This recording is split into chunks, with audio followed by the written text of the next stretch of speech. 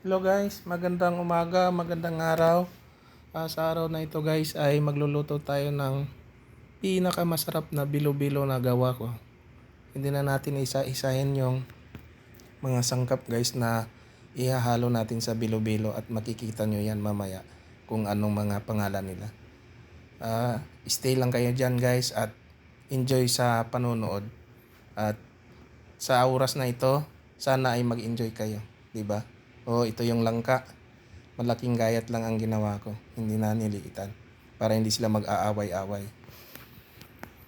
Ito guys, kumulo na yung tubig at nilagay ko na yung powder na gata. Yun lang ang ginagawa ko guys, powder na gata. At ito ay hinahalo-halo ko na, halo. Tapos nilagay ko na yung pinilipit na rice, may kulay. At saka yung walang kulay, yan nilagay ko na para maluto na rin siya guys. Pagkatapos niya guys, hahaluin lang din natin ulit para hindi dumikit sa kaldero, para hindi masunog. Kasi pag hindi mo yan hinalo, masusunog yan dun sa ilalim. Ayan, halo, halo. Sige guys, halo lang guys ha. Huwag kang mapagod. Sabi nga nila, 'di ba? Haluin lang natin. Tapos niyan guys, kasunod niyan, itong mga sago. Kukunin ko yung sago at ito, yon. Yan. Baka magtaka kayo guys, bakit green? Green yung pinili ko na sago guys, na mga maliliit lang.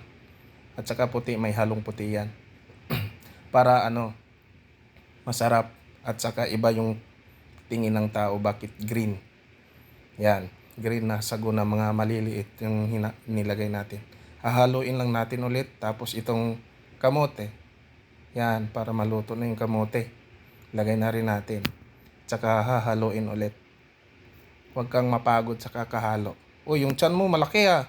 Huwag mong palakihin. Yan guys, tingnan nyo. Medyo malapot na siya.